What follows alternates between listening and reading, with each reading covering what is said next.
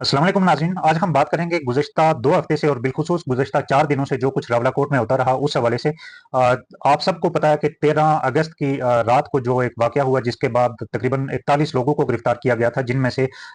10 लोगों के ख़िलाफ़ मुकदमा कायम किए गए और 31 लोगों को उसी दौरान उसी वक़्त गैर मशरूत तौर पर रिहा कर दिया गया था। उसके बाद एक सिलसिला बना एहतजाजों का जब 16 अगस्त को पहला जो प्रोटेस्ट हुआ, जो कौम परस्त और आज़ादी पसंद जमातों ने प्रोटेस्ट किया सरदार सगीर और लियाकत हयात साहब की सरबराही में, और उसके बाद एक डेडलाइन दी 19 तारीख की कि 19 तारीख तक अगर इन लोगों के खिलाफ मुकदमात खत्म नहीं किए जाते और इनको गैर मशरूत रिहा नहीं किया जाता तो 19 तारीख को फिर से प्रोटेस्ट होगा। लेकिन 19 तारीख तक रिहा नहीं किया गया। 19 तारीख को फिर से प्रोटेस्ट हुआ और 19 तारीख को चूंकि रावलाकोट में सैलाब भी आया था और पुंछ यूनिवर्सिटी की एक लेक्चरर उस सैलाब में जान से हाथ धो बैठी और उनकी मौत की वजह से इस प्रोटेस्ट को महदूद किया गया। और फिर 30 अगस्त को आज़ाद जम्मू कश्मीर में बिलखुसूस पुंछ डिवीजन में लॉकडाउन की और एंट्री पॉइंट्स बंद करने की कॉल दी गई और बताया गया कि अगर 29 अगस्त रात 12 बजे तक आप इन लोगों के खिलाफ मुकदमात खत्म नहीं करते और इन लोगों को गैर मशरूत रिहा नहीं करते तो 30 अगस्त को ये मुकम्मल तौर पर ये इलाका बंद रहेगा और लॉकडाउन रहेगा। इसके बाद इसी दौरान अवामी एक्शन कमेटी के जो वहाँ के मेंबर भी हैं और एक मारूफ शख्सियत भी, उमर नज़ीर साहब, उन्होंने एक इस मामले में एक तवील पोस्ट की और उसमें जो इन्होंने क्रक्स था उस पोस्ट का वो ये था कि इंतजामिया और रियासत एक जुडिशल कमीशन कायम करें जो इस 13 अगस्त के मामले की इंक्वायरी करे और फिर मेरिट पर फैसला किया जाए। ये इब्तदाई मौक़िफ़ था जो आज भी मेरे ख़्याल में उनकी वाल पर होगा। उसके बाद फिर 22 अगस्त को एक इसमें ट्विस्ट आता है स्टूडेंट्स की तरफ से जो ख़ामोश थे स्टूडेंट। 13 अगस्त मतलब 14 अगस्त से लेके तो 22 अगस्त तक स्टूडेंट्स ने अपनी ख़ामोशी तोड़ी और तलबा महाज़ के नाम से एक एहतजाज की कॉल दी कि हम 26 अगस्त को एहतजाज करेंगे। इस कॉल के दूसरे दिन बड़ा दिलचस्प मामला होता है। लियाकत हयात साहब जो कौम प्रेस इत्तेहाद के एक अहम अलाय समझे जाते हैं, इत्तेहादी थे, उनको अप्रोच किया जाता है और उनको कहा जाता है कि भाई 30 अगस्त ने हवाले करने, तू हाथ हौला रख। लेकिन उनको जब हाथ हौला रखने की पेशकश के बाद भी उन्होंने उससे इनकार किया तो उनको कहा गया कि ठीक है, फिर हम मुतबादिल देख लेते हैं। इसके बाद 24 अगस्त को अवामी एक्शन कमेटी की तरफ से कॉल बताया जाता है कि 26 अगस्त को रावलाकोट में अवामी एक्शन कमेटी का इजलास होगा। जो कोर कमेटी है 30 रुकनी, उसका इजलास होगा। 26 अगस्त को स्टूडेंट्स का प्रोटेस्ट शुरू होता है जो उमर नज़ीर ऑफिशियल के पेज से लाइव भी चलता है, उसको प्रॉपर उमर नज़ीर ऑफिशियल से कवरेज भी दी जाती है। और उसी रोज़ जो कमेटी का जो एक एलामिया आता है जब कमेटी के इजलास के बाद, तो उसमें यह भी बताया जाता है कि हम ये जो स्टूडेंट्स का एहतजाज है इसकी भरपूर हमायत करते हैं और उनके मुतालबे इंसामियों को जल्द अज जल्द पूरे करने चाहिए और जो कैदी हैं जिनको 13 अगस्त के मामले पर उठाया गया था तो उनको फिलफोर रिहा किया जाए। ये 26 अगस्त को जो अवामी एक्शन कमेटी का रावलाकोट में इजलास होता है उसके एलामिया में ये चीज़ बाज़ाब्ता तौर पर पढ़ी गई एक नुक्ते के तौर पर। उसी दौरान 26 अगस्त को जो दिन में प्रोटेस्ट हुआ उसमें जो प्रोटेस्टर्स थे, उन्होंने स्टूडेंट्स थे, उन्होंने इंतजामिया को एक डेडलाइन दी कि भाई आप शाम 6 बजे तक, 26 अगस्त की शाम 6 बजे तक अगर रिहा नहीं करते हमारे साथियों को, जो स्टूडेंट्स थे, 4 स्टूडेंट्स थे और दीगर भी जो लोग थे, उनको अगर रिहा नहीं करते तो हम भूख हड़ताल शुरू कर देंगे। और 6 बजे उनके मुतालबे नहीं माने गए 6 बजे तक, तो उन्होंने 6 बजे शाम 26 अगस्त को भूख हड़ताल शुरू कर दी और 14 लोगों ने इब्तदाई मरहले में भूख हड़ताल का आगाज़ किया। उसी रात जब अवामी एक्शन कमेटी का इजलास खत्म होता है तो वो तमाम का तमाम इजलास उस भूख हड़ताली कैंप में आता है और उमर नज़ीर साहब वहाँ पर बात करते हैं और वो कहते हैं कि हम चूँकि यहाँ पर आए हैं और स्टूडेंट्स की हमायत कर रहे हैं, उनकी भरपूर हमायत हम करेंगे और इनका जो मुतालबा है, जो अपने साथियों की रिहाई का ये जो मुतालबा कर रहे हैं तो उसकी भी भरपूर हमायत करते हैं। साथ उन्होंने ये भी कहा कि कुछ और लोग भी प्रोटेस्ट कर रहे हैं, लेकिन हमने उनकी हमायत की, ना ही उनकी मुखालफत की। उसके दूसरे दिन 27 अगस्त को जो भूख हड़ताली कैंप में मौजूद थे स्टूडेंट्स जिन्होंने भूख हड़ताल कर रखी थी, उनमें से 2 की तबीयत काफ़ी ख़राब हो गई और उनको सीएमएच शिफ्ट किया गया। सीएमएच जब शिफ्ट किया गया तो वहाँ पर उनकी इयादत के लिए उमर नज़ीर साहब फिर से गए और उन्होंने वहाँ पर ऐलान किया कि कल 28 अगस्त को अगर इंतज़ामिया हमारी बात नहीं मानती तो हम 28 अगस्त को प्रोटेस्ट करेंगे और जो तलबा महाज है वो भी प्रोटेस्ट करेगा और हम उनके साथ होंगे। इसी 27 अगस्त को एक इंतजामिया की तरफ से एक मसालती कमेटी बनाई जाती है। वो मसालती कमेटी जिसकी सरबराही साबर कश्मीरी साहब जो बार एसोसिएशन रावलाकोट के सदर हैं उनको दी जाती है। उनके साथ जावेद शरीफ साहब थे और उनके साथ बार के मेंबर सरदार अजीम साहब, ये 3 रुकनी मसालती कमेटी बनाई जाती है इंतजामिया की तरफ से, और इस मसालती कमेटी को अवामी एक्शन कमेटी भी कबूल करती है और फिर ये एक मसालती आगाज होता है, मसालत का आगाज होता है। इस मसालत का जब आगाज होता है तो 28 तारीख को ये मसालती कमेटी भूख हड़ताली कैंप में आती है, धरने में आती है, और भूख हड़ताली कैंप में ये प्रोटेस्टर्स को ये कहते हैं कि हम उनको कन्विंस करते हैं इस बात पे कि भाई ये चूंकि अदालत में मामला चला गया, मुकदमात कायम हो चुके हैं, तो अब इसका जो रिलीफ भी मिलेगा वो भी अदालत से मिलेगा। जब अदालत से लेकिन प्रोटेस्टर्स इस बात पर अग्री नहीं हुए, उन्होंने खासा रजिस्ट किया। उन्होंने कहा कि जो दहशतगर्दी के मुकदमात हैं वो गैर मशरूत तौर पर उनको खत्म किया जाना चाहिए और गैर मशरूत तौर पर कैदियों की रिहाई अमल में आनी चाहिए। उसके बावजूद फिर उनको समझाया गया और उनको इस बात पर कन्विंस कर लिया गया कि हम जमानत करवाएंगे और वकालतनामे अदालत में जमा करवाएंगे। उनको प्रोटेस्टर्स को कन्विंस करने के बाद जो कैदी थे, जो गिरफ्तार लोग थे, तो उनको अप्रोच किया गया और उनको कहा गया कि आपकी चूंकि जमानत ही वाहिद हल है तो इसलिए आप जमानत करवाएं। बड़ा दिलचस्प मामला ये था कि इस दौरान जो एहतजाज हुआ, उमर नजीर साहब भी उसमें शामिल थे, उसकी भी प्रॉपर लाइव कवरेज चलती रही। 28 तारीख को जब ये जो मसालती कमेटी ने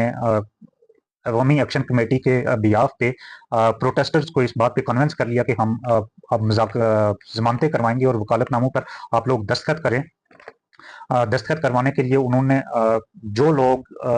थाने में गए वो उनमें अवामी एक्शन कमेटी के एक बबरिक थे और सरदार अजीम के मुताबिक एक इरफान साहब कोई थे। ये 2 लोग थाने में गए आधा घंटा पहले, मसालती कमेटी के जाने से आधा घंटा पहले थाने में गए और वहाँ लोगों को बताया कि आपके पास मसालती कमेटी आ रही है तो आप उनकी बात सुने और माने। ये सरदार अजीम कह रहे हैं। सरदार अजीम का एक्चुअल वर्ड्स जो है कि बबरिक और इरफान को हमने लड़कों के पास भेजा और कहा कि मसालती कमेटी आ रही है, आप उनसे बात करें। इसके आधे घंटे के बाद मसालती कमेटी जाती है। लेकिन बड़ा दिलचस्प मामला ये भी है, बबरी को जाकर थाने में क्या बात की उसका इजहार आज जो कौम प्रश्नों का प्रोटेस्ट था, जलसा था, उसमें वकास अजीम ने किया और वकास अजीम ने ये बताया कि हमें ये बताया गया बबरिक साहब की तरफ से कि धरना अहाते में लगाया गया है और एक मसालती कमेटी बनी है जो धरने से मैंडेट लेकर आपके पास आ रही है। जो ये बात कर रहे हैं आप मान लें और वकालतनामे पर दस्तखत कर लें। फिर उसके बाद उनके पास मसालती कमेटी जाती है और वो कहते हैं कि हमने आगाज़ में मना किया और खासी फोर्स करने के बाद, मसालती कमेटी के कन्विंस करने के बाद कुछ लड़कों ने लचक दिखाई और साथ ही इंतजामिया ने भी प्रेशर डाला और लास्ट मोमेंट पे जब मसालती कमेटी ने काफ़ी कोशिशों के बाद फिर एक मरतबा कुछ वक्फे के बाद कोशिश की तो जिसका इजहार अजीम साहब भी अपनी बात में कर रहे हैं कि हमने लास्ट मोमेंट पे जब थाने से हम निकल रहे थे और कैदियों से मैंने जावेद शरीफ साहब को कहा कि हम लास्ट ट्राई करके देखते हैं और लास्ट ट्राई में कैदियों ने वकालतनामे में दस्तखत कर लिए और वकास जो हैं वो ये भी बताते हैं, जलसे में तकरीर करते हुए उन्होंने ये भी बताया कि इंसामिया ने हमको कहा था कि जो दहशतगर्दी के दफात हैं और मुकदमात हैं तो उनको से भी आपको बरी कर दिया जाएगा। वकालतनामे दस्तखत करने के बाद ये है कि अवामी एक्शन कमेटी के लोग और तीनों वकला जिन्होंने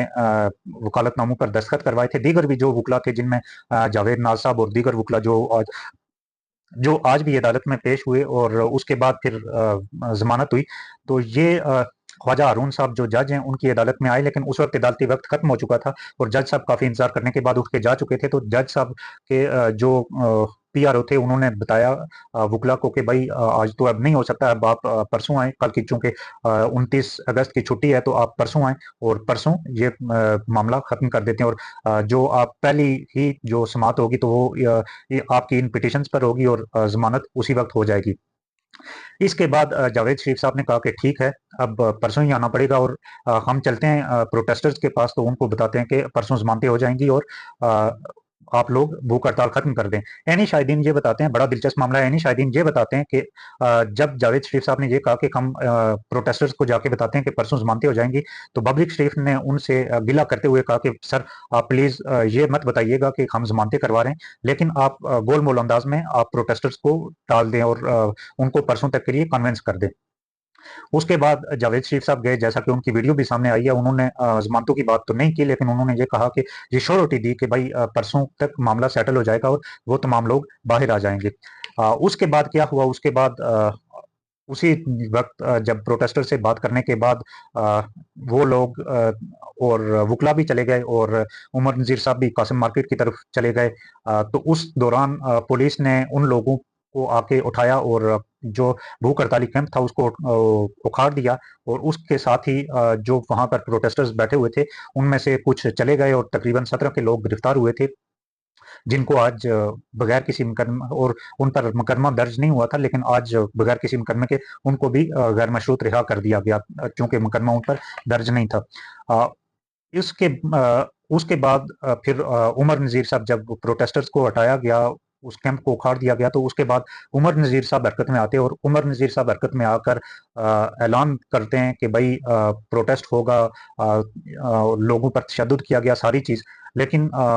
मामला ये बताया जाता है कि पुलिस ने किसी किस्म का कोई तशद्दुद नहीं किया, अगर किया भी तो वो अनजस्टिफाइड था, वो तशद्दुद नहीं होना चाहिए था। लेकिन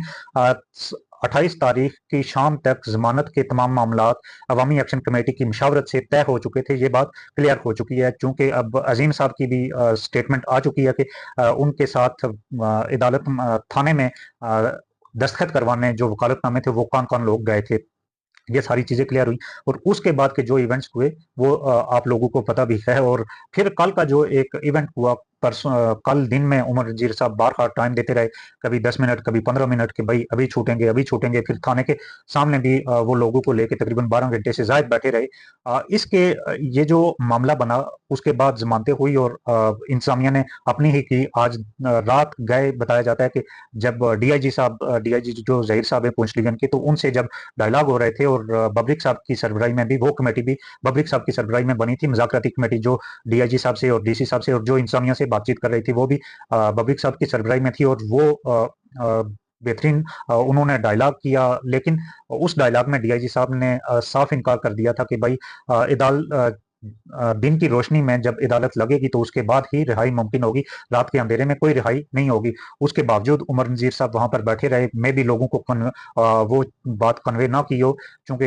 ये एक हिकमत अमली का भी तकाजा होता है सारी चीजें। लेकिन उसके बाद लोगों को फिर आज जब वो तकरीर कर रहे थे, और बड़े ही दिलचस्प अंदाज में वो कर इस प्रोटेस्ट इस इन जमानतों से एक तरफ लाताल्लुकी कर रहे थे, और दूसरा वो ये कर रहे थे कि जब उसके बाद जश्न मनाया। ये भी एक अजीब और मजे का खेज बात थी कि एक तरफ आप एक अमल से लाताल्लुकी करते हैं और दूसरी तरफ उसी अमल के बियाफ पर होने वाला जो उसी जो जिस चीज से आप लाताल्लुकी करते हैं उसी की बुनियाद पर जो अमल वकूफ़ पज़ीर हुआ, उस पर आपने जश्न भी मनाया। और फिर बड़ा दिलचस्प मामला ये होता है कि